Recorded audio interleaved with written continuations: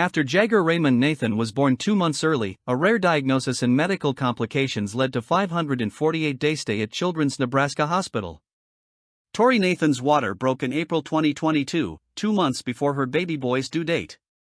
Her son, Jagger Raymond Nathan, spent 548 days hospitalized at Children's Nebraska, becoming the hospital's longest patient. During that time he had 7 surgeries, including 2 major open-heart surgeries. His stay ended on October 10, 2023, when dozens of members of his care team lined the hallway cheering and clapping as the 18-month-old used a gait trainer to literally walk out of his hospital room and head home. "He's outdone all of our expectations," says one of his physicians, Dr. Camille Hancock-Friesen, pediatric cardiothoracic surgeon at Children's Nebraska. When he went home, there was a lot of celebrating. Jagger's parents are now sharing their son's story to send hope to other parents of preemies. "Never give up," says Tori, 35. "Advocate for your kiddo, and don't ever give up hope." Tori and her husband Justin tell People exclusively that there were no issues during Tori's pregnancy. Everything seemed to be going well, her prenatal appointments and ultrasounds were normal. So they were shocked when her water broke 2 months early. At the hospital, Tori realized something was wrong when an ultrasound was taking far too long. "I knew something was up," she says.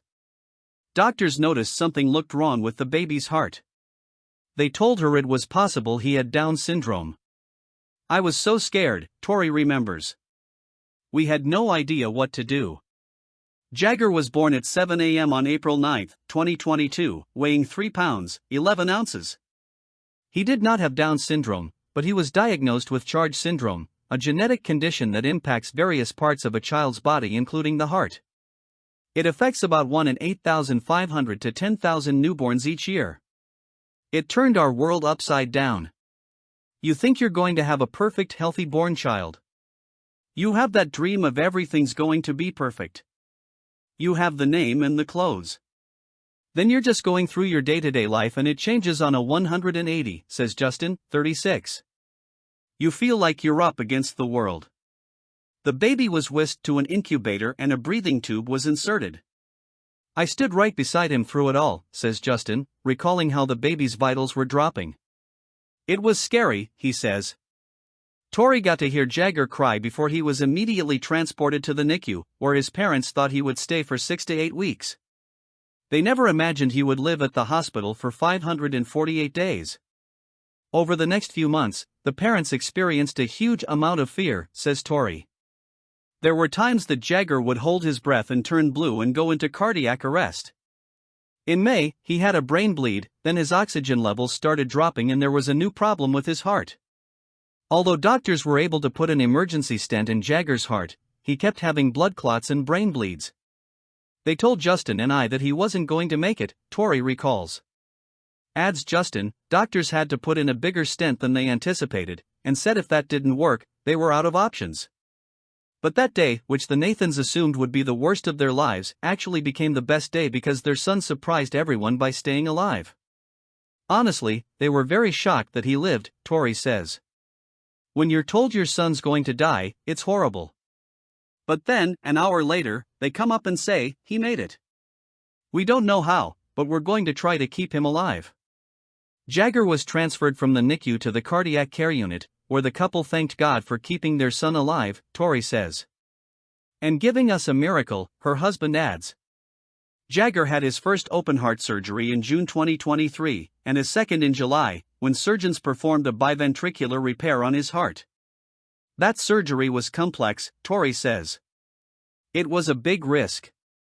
With that heart surgery, it either works or it doesn't." Fortunately, a surgeon who specializes in the procedure had just started working at Children's Nebraska and was able to complete the procedure successfully. Jagger now has a fully repaired heart, Tori says. The couple says that despite the numerous health scares, they refused to ever believe their son wouldn't make it. "God helped us a lot, but when you're in that and you see a little kid fighting as hard as Jagger fought, that every day gave me motivation to keep fighting and do everything," Justin says. During Jagger's hospital stay, his family's sheep farm relocated from Geneva, Nebraska, to Chapman, Kansas. Jagger is now home in Kansas, where his family raises about 500 sheep. "He's a spitfire," Tori says of her son. He's so strong. His mother describes him as a happy, active baby. He's definitely a fighter, his father says. His pain tolerance is through the roof. Moving forward, they say they aren't anticipating any more heart surgeries. While Jagger suffers from hearing loss and poor vision, glasses will likely help. I just want him to live a good, happy life, Tori says. Jagger is going to become a big brother in March. His mother is pregnant with a baby boy. The Nathans have done extensive testing, and doctors tell him there is just a 1% chance that Stryker will have the same health challenges as Jagger. Because each case of Charge syndrome is different, doctors don't really know what the future holds for Jagger. But his heart is fully repaired. I hope to never see him in the operating room again, Dr. Hancock Friesen says. The sky is the limit for this child.